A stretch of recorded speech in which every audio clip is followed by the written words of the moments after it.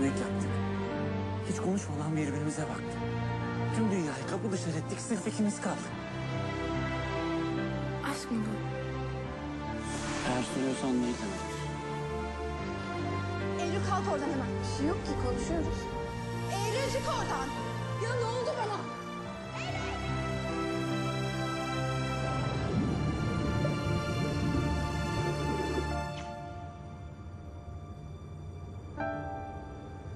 Artık her şeyi hatırlıyor musun Eylül?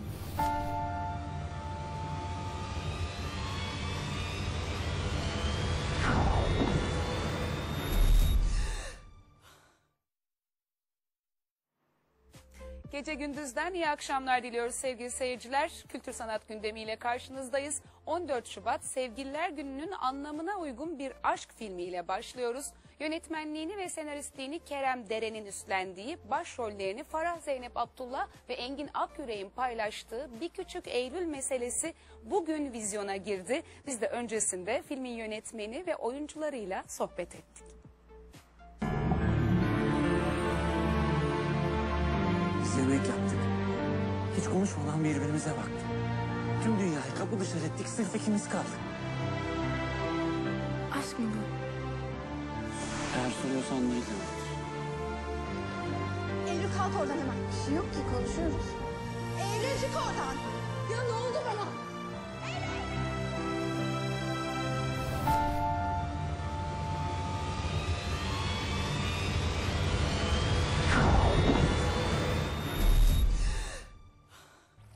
Sevgili seyirciler, 14 Şubat Sevgililer Günü'nde vizyona girecek duygusal, romantik bir film. Bir Küçük Eylül Meselesini konuşuyoruz. Yazan ve yöneten Kerem Deren Selamlar. ve başrollerini paylaşan Farah Zeynep Abdullah ve Engin Akyürek'le birlikteyiz. Teşekkür ediyorum benimle olduğunuz için. Aslında filmin gösterime girmesinin hemen öncesinde heyecanlı bir andır. Paylaştığınız için de teşekkür ediyorum. Biz teşekkür ederiz. Hikayeyle başlayalım istiyorum Tamam, Kerem. başlayalım. Çünkü evet, bir aşk hikayesi ama sıra dışı bir aşk hikayesi. Böyle bir hikaye için ilham veren ne oldu? Nasıl doğdu böyle bir hikaye? Ya o sorunun çok net bir cevabı yok gerçi ama benim hayatımdan bir karşılığı var filmin. Çok içine girmeyeceğim ama tecrübesel bir Özele karşılığı var. girmeyeceğim. Ya zaten girmişim belki. Filmi seyredeceksiniz ya. Seyrettiğinizde göreceksiniz. Ama benim hayatımdan biraz çıktı film. Bir de güzel damıttım ben onu yani 3 sene. O soruyu sordum kendime. Hatırlamak, unutmak, biraz tekrar yakalamak. Onunla ilgili bir şeyler vardı kafamda hep. Ve çok da dönüştü. Yani mesela ilk versiyonda hikayenin sonu hiç böyle değildi. Bambaşkaydı. Tabii. Bir de adı Hatırla Beni'ydi. Öyle mi? Başka bir şeydi ya. Sen oynamıyordun diye. Sonra damıtıldı yani. Ama bu bana çok yakın yazdığım şeylerden biri. Peki Farah, sen hikayeyle ilk karşılaştığında ne düşündün? Böyle aşk filmlerinin vazgeçilmez oyuncusu oluyorum artık dedin mi mesela? Giderek öyle hissediyorum çünkü. Açtın mı? Ya ben bunu bir aşk filmi olarak, tam olarak aşk filmi olarak algılamadım. Yani Aşkı Hatırlamanın filmi gerçekten iki farklı insanın filmi aslında. Yani aşk dediğimizde sadece hani birbirini seven, hani sevme duygusu daha çok oluyor ama hani burada biraz daha gerçekçi bir aşk var. Ona inanıyorum yani. Daha hani normal hayatlar, hani hayatların bir sorgulanması, hani iki bambaşka hayat ve onların birleşiminden doğan bir şey. Burada daha insan ruhuna, biraz o insan ruhunu sorguluyor. Hani tam olarak aşk İkisinin aşkı bile diyemeyiz çok sana. farklı. Yani Tekin aşkı ile Eylül'ün aşkı o kadar alakasız iki aşk ki. Evet.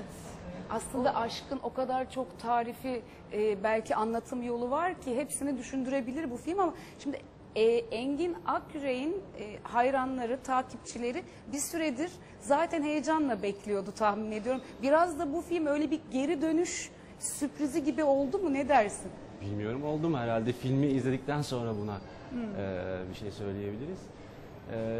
Yani tabii filmle ilgili herhalde en doğru şeyi Evet. Kerem söyler. Çünkü onun hayal ettiği ve onun Oldu yansıttığı ya o bir zaman. Çünkü hikayeydi. Twitter'da sürekli hayranları bana onun hakkında şey, İşte o zaman- benim açımdan direkt oldu. Filmle ilgili bir şey sorduklarında fragman çıkıyor ama Engin ne kadar iyi olmuş falan, ne kadar iyi olmuş diye herkes Dolayısıyla olmuş yani.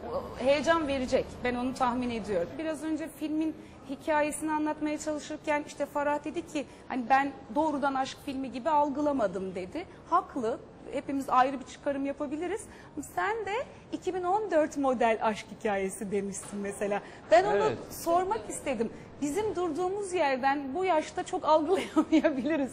Nedir farkı 2014 Herhalde model hissiyat aşkı? olarak yani Kerem bu hikayeyi 1990'da çekseydi çok farklı bir Ha. film olurdu. Evet. Bir de 12 yaşında olurdu. Evet.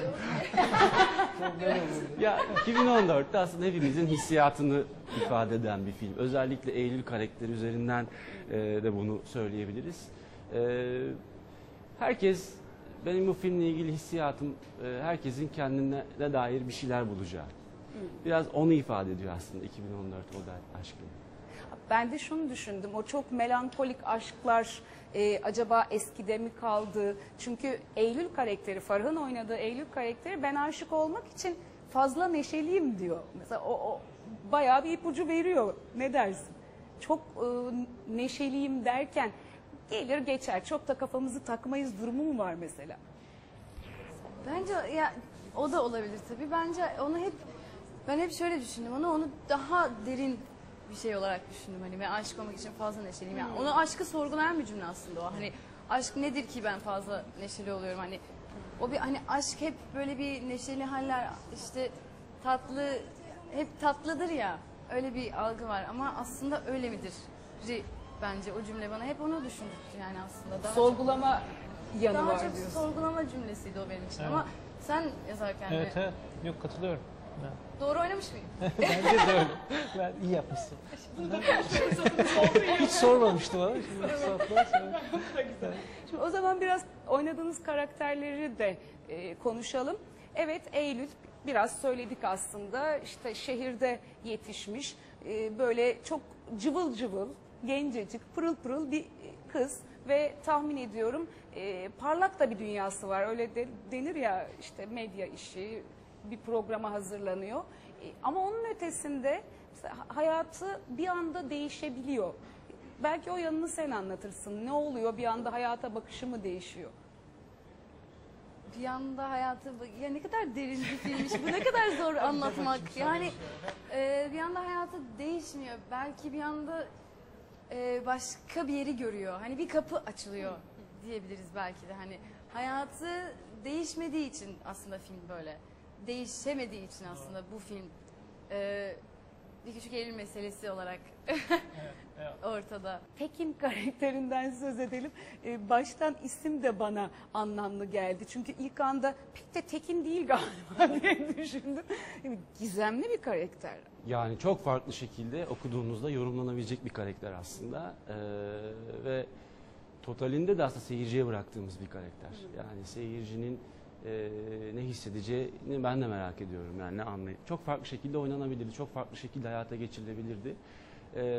Kesinlikle gizemli bir karakter. Çok Kerem'in de söylediği çok güzel bir şey vardır. Tek aslında Bozcaada'ya benziyor. Bozcaada Tek'e benziyor. Birbirlerini çok iyi anlatıyorlar. Bu arada Çok- filmde tek olarak geçiyor Tekin. Onu da söyleyeyim. Evet. Çok hayatımızda aslında çok görmediğimiz, göremeyeceğimiz karakterler. Yani görürken es geçtiğimiz karakterlerden biri Tek. Ama bunların dışında mutlu olmayı becerebilmiş, kendine bir dünya kurabilmiş, bir hayat şeyi kurabilmiş bir karakter. Ama sorumuz da işte şurada başlıyor. Hayatına bir yere girdiğinde aslında ihtiyaç duyduğu şeyle karşılaşıyor. İşte Eylül'le. Ve aslında Tekin değişimini, karakterini ondan sonra anlamaya başlıyoruz. Evet, zor ama zor bir Çok karakter, zor bir rol değil mi? canım, Çok çok zor çok bir zor. karakter. Bana Bozcaada'yı anlatın. Bugünlerde Bozcaada bizi çağırıyor gibi bir durum oldu. Yani doğal plato mu oldu Kerem? Nedir Tabii, bu? yani ya adaya ben çok aşık olmuştum ilk gittiğim andan itibaren. Bazı yerler hani sizi çekerler ya, herkesin bir böyle bir şehri, bir yeri vardır. Bu Orada ara da çok olmasa da. sık Bozcaada konuşuyoruz, onu söyleyeyim. Öyle mi? Ha, En son Atay'la sohbetimiz. ha tamam, doğru. Hatta aynı anda sahne çektiğimiz bile oldu. Öyle mi? Evet. Çok aşık olduğum bir yerdi benim orası. Çok sevdim, çok bana ait hissettim. Ondan sonra zaten içinde bir iki sene yani gide gele yaşadım. O mekanlar o sırada yazarken çıkıyordu. Çok doğal olarak çıktılar ama bayağı ada turu gibi de bir film oldu aslında. Yani neredeyse adanın tüm sevdiğim mekanları var filmin içinde. Daha güzel bir doku olamaz değil mi? Daha uygun bir doku, yani çok Başka zor bir olur yerde tabii. çekilemez. Çekilemez. Çok çok güzel olmuş. Şimdi hep sorulur, adettendir. İşte kamera arkasında ne yaşadınız? Çok eğlendik de cevaben gelir. Bir aile olduk. Biz bir aile olduk, çok eğlendik. Kaç ay kaldınız? 2 ay diyelim, yaklaşık 2 ay bir süre kaldı.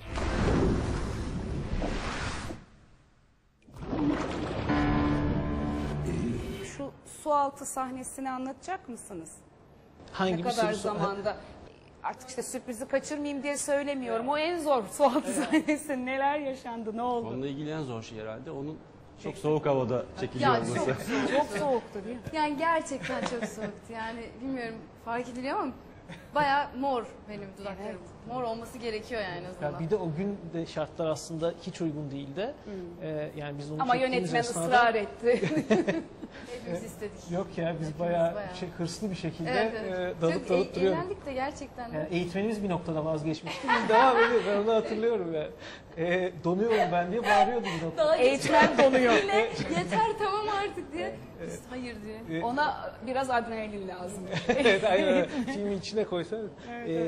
Zor bir çekimdi o ve aslında yani çok iyi kotarıldı. Çünkü o yaptığımız şeyin içinde oyunculuk yapmak neredeyse imkansızdı, mümkün değildi. Ama çıkmış, yapılmış yani. Onun ama şöyle bir parantez gireyim. Onda şöyle bir avantajımız vardı. Engin de Farah da rolü çok benimsediler.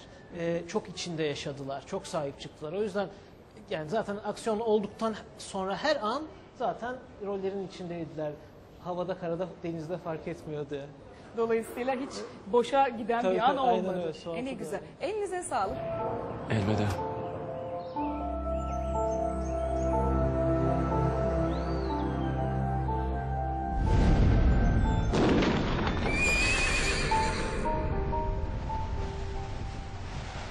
Seyit!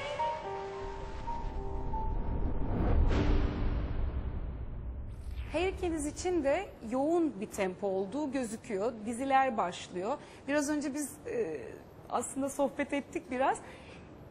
Ben böylesini hatırlamıyorum. Her ikinizin de dizisi daha başlamadan tanıtımlarıyla, fragmanlarıyla sadece tüm yurtta değil, Orta Doğu'da olay yaratmış.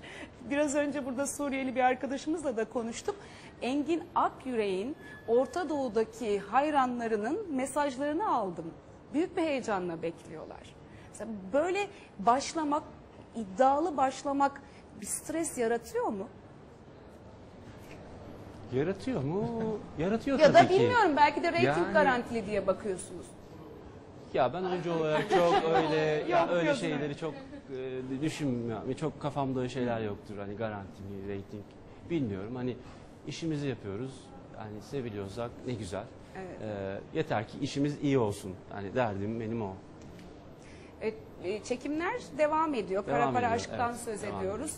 Tuğba Büyüküstün'le birlikte oynuyorsunuz. Yine muhteşem bir ikili gibi gözüküyor. Peki ya içindeyken anlaşılıyor mu bilmiyorum ama nasıl bir başlangıç oldu? Çünkü Fatma Gül'ün suçu ne ve ardından Engin yok diye konuşuldu. Dolayısıyla şimdi yeniden bir başlangıç gibi bir neler hissediyorsun? Çekimler Evet. nasıl geçiyor? Filmimiz bugün 14 Şubat'ta vizyona giriyor. Dizinin Evet. çekimleri devam ediyor. Dizi de inşallah güzel olacak. Güzel başladı. Tuğba dahil oldu. İyi olacak. Yani şimdi tabii izlemeden çok da fazla bir şey söyleyemiyorum bir oyuncu Öyle midir? olarak. Oyuncu tarafı genelde öyledir. Bilmiyorum, yönetmen tarafı genelde hissiyat daha farklı. Ama bir dizi kurgudur. farklı tabii canım. Dizide 2-3 bölümü hep beraber görmeden onun nasıl Evet. olduğunu hiç kimse Ha, bilmiyor. biraz Çok fazla öyle. anlayamıyoruz, evet, maalesef. Evet, yolda devam ederken daha fazla ortaya çıkıyor demek ki. Ve Şura, Kurt Seyit ve Şura aynı şekilde sosyal medya herhalde en güzel gösterge. Şu anda büyük heyecanla bekleniyor. Hep şu soruluyor, Moskova'da çekimler herhalde devam ediyor değil mi? Buradan hemen döneceksin tahmin ediyorum. Nasıl geçiyor? Çok zorluyor mu orada? Soğuk bir hava olsa gerek. Soğuk, evet çok soğuk ama yani çok Ne getirdin bize seviyoruz Rusya'dan? yani. Para? Ne getirdin bize Rusya'dan? Matruşka. Açık olsun ya bir günde ya. Yani çok güzel geçiyor ama çok ne denir hevesliyiz, istiyoruz ve bir şey de o yani zor şartlar sadece zor şartlar olarak kalıyor. Hani bize çok bir etkisi olduğunu düşünmüyorum onun çünkü. Çok üst seviye bir iş çıkıyor ama yani hani umarım sonuç da öyle olur, öyle görünüyor yani. İnşallah çok güzel olur ama gerçekten hani evet hani çok soğuk hani gerçekten inanılmaz soğuk ama onun ne yaptığımızı hani eğer ki güzel bir şey çıktığını hissediyorsak o bize zaten bizim içimiz ısınıyor yani. O ne güzel. Peki röportajında çok güzel söylemişsin. Biraz önce Engin'in Orta Doğu'daki hayranlarından bahsettik. Kıvanç Tatlıtuğ da keza öyle. Şimdi işte Kıvanç'la oynamak bir risk midir, değil midir? Hatta Arap genç kızların çirkin Farah dediğini söylemişsin. Ugly Farah. biraz özgüven ister. Hiç böyle bir bunlar ne demiş oluyor musun? Ya yani şöyle bir şey oluyor galiba. Bir karakter ve hani kendimle çok bir hani çok kişisel algılamıyorum hiçbir şey açıkçası. Desinler. O başka bir şey evet yani. Herkes istediğini iyi yorumda, kötü yorumda olabilir yani ama bunları yani çok iyi de çok da ciddiye iyi, almamak kötü gerekiyor. yorum Çok değil. kötüyü de ciddiye almamak gerekiyor. Bayağı kıskançlık var benim anladığım. Kıvancın yanında duran kadını kıskanmak gibi bir durum. Olabilir. O da olabilir. Her şey olabilir. yani ama Siz halinizden memnunsunuz. Ve evet bu yani biz her şey yani biz Evet. çok konsantre ilerliyoruz. O çok güzel bir şey. Benim için sadece önemli olan bir şey gerçekten baktığımda hani hepimizin bence tatmin olacağı bir şey çıkacak. ellerinize sağlık. Bu kadar yoğun bir tempoda tümüyle konsantre olabilmek ve hepsine bir anda yetişmeye çalışmak çok zor. Ben o yüzden hepinizi kutluyorum. Bu arada belki hani siz kendi adınıza cevap vermezsiniz ama Kerem'e sorabilirim. Aslında sözünü ettiğimiz genç oyuncular neredeyse ezber bozdular. Çünkü hep şu konuşuldu. Dizilerle yıldızları parladı. Ondan sonra bunun devamı nasıl gelir? Süreklilik mümkün müdür? En son SİAD ödüllerinde örneğin ödüle layık görülen sizler Kelebeğin Rüyası'ndaki performansınızla aslında gerçekten ezber bozdunuz. Bir yönetmen olarak ne dersin? Artık o devir kapandı değil mi? Bundan sonra genç oyuncuların gerçekten bir başarı eşiği var. Yani bir de yani tabii çok ayrıcalıklı şimdi oyuncularla konuşuyoruz tabii. Yani genel üstünden bir şey mi söylüyorum bilmiyorum. Yani hani sonuçta Engin de Farah da çok ayrıcalıklı oyuncular. Ama sınavları yine de zor. Yani her ne kadar yani televizyon dünyasının içinde yaşadığı sürece oyuncu zor bir sınavdan geçiyor. Her anlamda çok zor bir sınavdan geçiyor. Belki sinema daha farklı. Bir röportajında Engin de televizyonlar söz konusu olduğunda evet ben jönüm demişler. Biraz öyle bir hani güzel olmaları, yakışıklı olmaları tercih sebebi gibi başladı her şey. Ama ondan sonra her rolü oynayabilip hakkını vermek de herhalde başarının göstergesi. Elbette, mutlaka. Ben hepinizi tebrik ediyorum. Çok teşekkür ederim. Ve Biz teşekkür tamamlarken ederiz. filme dair, şimdi okuyorum karşıdan, hayat ıskaladığınız mucizelerle doludur cümlesini tekrar edelim. Bu filme dair, bir küçük Eylül meselesine dair aslında en güzel cümle bu olmuş. Kolay gelsin. Teşekkür ederiz. Sağ olun Teşekkür ederiz. katıldığınız için. Teşekkürler.